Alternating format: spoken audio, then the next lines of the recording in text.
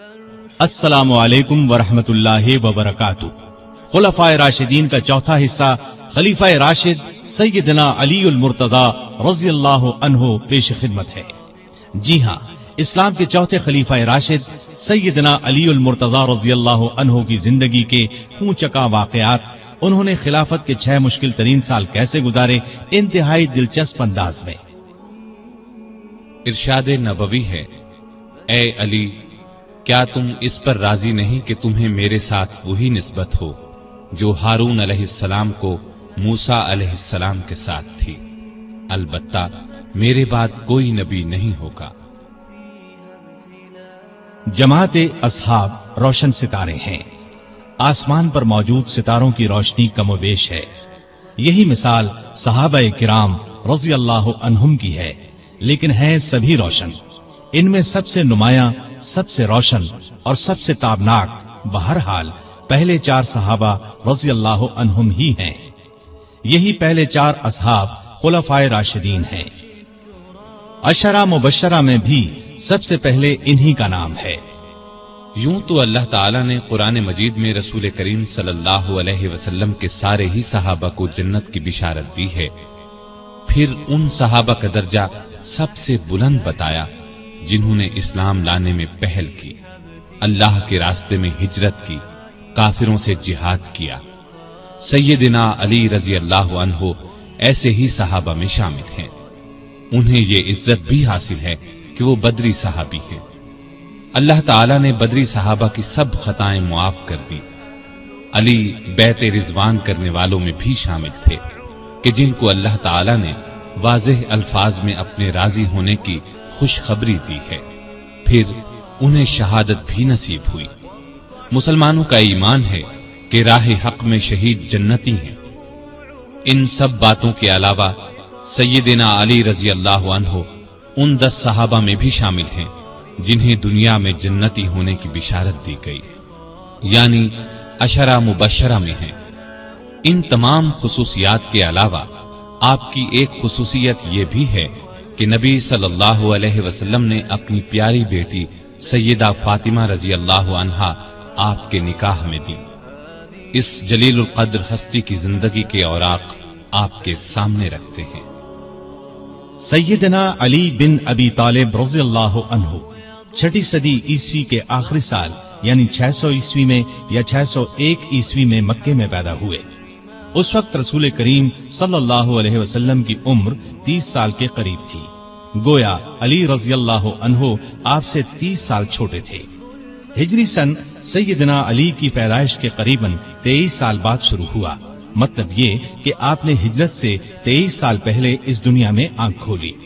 والدہ نے نام اسد یا حیدر رکھا، لیکن والد نے علی نام رکھا، پھر اسی نام پر دونوں کا اتفاق ہو گیا، البتہ حیدر ان کا لقب ہو گیا۔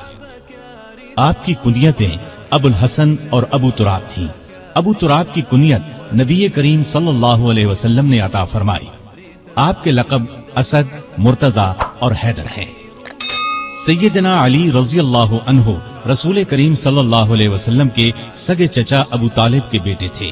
ان کا خاندان وہی تھا جو آپ کا تھا، اور یہ قبیلہ قریش کا سب سے زیادہ عزت والا گھرانہ تھا۔ یہ گھرانہ بنو ہاشم کہلاتا تھا۔ گویا نبی کریم صلی اللہ علیہ وسلم بھی ہاشمی تھے اور سیدنا علی بھی ہاشمی تھے۔ سیدنا علی کے والد کا نام تو عبد مناف تھا، لیکن وہ اپنی کنیت ابو طالب سے مشہور تھے۔ رسول کریم صلی اللہ علیہ وسلم کے والد جناب عبداللہ ان کے سگے بھائی تھے۔ ان کا نسب اس طرح ہے: ابو طالب بیٹے تھے عبد المطلب کے، عبد المطلب بیٹے تھے ہاشم کے، ہاشم بیٹے تھے عبد مناف کے، اور عبد مناف بیٹے تھے قصی کے۔ ابو طالب مکے کے بزرگ اور سردار تھے، رسول اللہ صلی اللہ علیہ وسلم پر جان چھڑکتے تھے، آپ کو اپنی اولاد سے بھی زیادہ چاہتے تھے۔ آپ 25 سال کی عمر تک ابو طالب کے ساتھ ہی رہے، پھر ان کی اجازت سے مکے کی ایک نیک خاتون سیدہ خدیجہ رضی اللہ عنہا سے شادی کر لی اور الگ رہنے لگے۔ آپ نے نبوت کا اعلان کیا تو قریش جان کے دشمن بن گئے، لیکن یہ ابو طالب ہی تھے جو آپ کی حمایت میں اٹھ کھڑے ہوئے، ہر طرح سے آپ کا ساتھ دیا۔ علی رضی اللہ عنہ کی والدہ کا نام فاطمہ رضی اللہ عنہا تھا۔ وہ بھی ہاشمی تھیں، یہ آپ پر ایمان لے آئی تھیں، یہ بھی آپ سے حد درجے محبت کرتی تھی۔ انہوں نے ہجرت بھی کی اور ہجرت کے 4 یا 5 سال بعد وفات پائی۔ سیدنا علی کوئی 5 برس کے تھے کہ ملک میں قحط پڑ گیا۔ ابو طالب پر ایک بڑے کنبے کا بوجھ تھا، اس لیے آپ صلی اللہ علیہ وسلم نے ان سے علی کو مانگ لیا۔ اس وقت سے سیدنا علی آپ کے ساتھ رہنے لگے۔ سیدہ خدیجہ رضی اللہ عنہا نے ان کی پرورش اور تربیت میں آپ کا برابر ساتھ دیا۔ نبی کریم صلی اللہ علیہ وسلم نے نبوت کا اعلان فرمایا تو اس وقت سیدنا علی کی عمر قریباً 10 برس تھی۔ رسول اللہ صلی اللہ علیہ وسلم کی دعوت پر انہوں نے فوراً اسلام قبول کر لیا۔ اس طرح بچوں میں سب سے پہلے انہی کو اسلام کی دولت نصیب ہوئی۔ اب وہ بھی آپ کے ساتھ نماز پڑھنے لگے۔ ایک دن ان کے والد ابو طالب نے انہیں آپ کے ساتھ نماز پڑھتے دیکھا تو پوچھا، بیٹا یہ دین کیا ہے جس پر تم چل رہے ہو؟ انہوں نے فوراً جواب دیا، ابا جان میں اللہ اور اس کے رسول پر ایمان لے آیا ہوں، ان کی تصدیق کر چکا ہوں اور یہ میں نے ان کے ساتھ نماز پڑھی ہے۔ اس پر ابو طالب نے کہا، محمد تمہیں بھلائی کے سوا کسی چیز کی طرف نہیں بلائیں گے، تم ان کے ساتھ لگے رہو۔ سیدنا علی رضی اللہ عنہ بچپن ہی سے نیک تھے، بتوں سے نفرت کرتے تھے۔ رسول اللہ صلی اللہ علیہ وسلم کی تربیت نے انہیں علم کا سمندر بنا دیا۔ لڑکپن ہی میں لکھنا پڑھنا سیکھ لیا۔ اس زمانے میں یہ بہت بڑی خوبی کی بات تھی۔ اسی زمانے میں انہوں نے ہتھیار چلانے اور دشمن سے لڑنے کا ڈھنگ بھی سیکھ لیا۔ جوان ہونے تک انہوں نے سپاہ گری کے اصول اور قاعدے پوری طرح سیکھ لیے۔ کشتی میں تو کوئی ان سے جیت نہیں سکتا تھا۔ والد کی وفات کے بعد صرف 3 برس مکے میں رہے۔ رسول کریم صلی اللہ علیہ وسلم نے جب ہجرت کی تو سیدنا علی کو اپنے بستر پر سلایا۔ لوگوں کی جو امانتیں آپ کے پاس تھیں وہ سب آپ نے علی کے حوالے کی اور فرمایا، یہ امانتیں ان کے مالکوں کو سونپ کر مدینے آ جانا۔ کافروں نے اس وقت آپ کے گھر کو گھیر رکھا تھا۔ آپ صلی اللہ علیہ وسلم رات کے وقت گھر سے نکلے تو اللہ تعالیٰ نے کافروں کی آنکھوں پر پردے ڈال دیے اور وہ آپ کو نہ دیکھ سکے۔ صبح انہیں معلوم ہوا کہ رسول اللہ صلی اللہ علیہ وسلم مکان چھوڑ کر جا چکے ہیں تو وہ بہت جھنجھلائے۔ انہوں نے علی کو پکڑ لیا، آنکھیں نکال کر بولے، بتاؤ تمہارے صاحب کہاں ہیں؟ اس پر سیدنا علی نے جواب دیا، مجھے کچھ معلوم نہیں کہ وہ کہاں ہیں۔ یہ جواب سن کر انہیں سخت غصہ آیا، ڈانٹ ڈپٹ کی، پھر انہیں اپنے ساتھ لے گئے، ایک جگہ قید کر دیا، لیکن جب ان سے کچھ معلوم نہ ہو سکا تو چھوڑ دیا۔ اب انہوں نے لوگوں کی امانتیں لوٹائیں، پھر مکے سے ہجرت کر کے آپ صلی اللہ علیہ وسلم کی خدمت میں حاضر ہوئے۔ اس وقت آپ قباء میں تشریف فرما تھے۔ علی رضی اللہ عنہ نے مکے سے قباء تک کا سفر پیدل طے کیا۔ یہ 350 میل کا سفر ہے۔ قباء پہنچے تو پاؤں میں چھالے پڑ چکے تھے۔ پھر آپ رضی اللہ عنہ نبی صلی اللہ علیہ وسلم کے ساتھ مدینے آ گئے۔ ہجرت کے بعد سیدنا علی رضی اللہ عنہ نے 35 برس سے کچھ زیادہ مدت مدینے میں گزاری۔ یہ ان کی مدنی زندگی کہلائی۔ ہجرت سے کچھ عرصہ بعد نبی صلی اللہ علیہ وسلم نے مسجد نبوی کی تعمیر فرمائی۔ اس تعمیر میں رسول اللہ صلی اللہ علیہ وسلم اور دوسرے صحابہ نے بھی حصہ لیا۔ وہ اینٹیں اور گارا ڈھوتے وقت اشعار پڑھتے جن کا مطلب ہے، جو مسجد تعمیر کرتا ہے کھڑے ہو کر اور بیٹھ کر مشقت برداشت کرتا ہے، اور جو گرد و غبار اور مٹی سے بچنے کے لیے اس سے جی چراتا ہے، وہ دونوں برابر نہیں ہو سکتے۔ مسجد کے ساتھ رسول اللہ صلی اللہ علیہ وسلم کے رہنے کے لیے چند حجرے بھی تعمیر ہوئے۔ سیدنا علی رضی اللہ عنہ بھی یہیں آ گئے۔ ہجرت کے بعد آپ نے بھائی چارہ کرایا تو علی کو اپنا بھائی بنایا۔ ہجرت کے دوسرے سال آپ نے اپنی پیاری بیٹی سیدہ فاطمہ رضی اللہ تعالی عنہا کی شادی علی سے کر دی۔ اس وقت سیدنا علی کے پاس ایک زرہ اور ایک گھوڑے کے سوا کچھ نہیں تھا۔ انہوں نے یہ زرہ سیدنا عثمان کے ہاتھ 480 درہم میں فروخت کر دی۔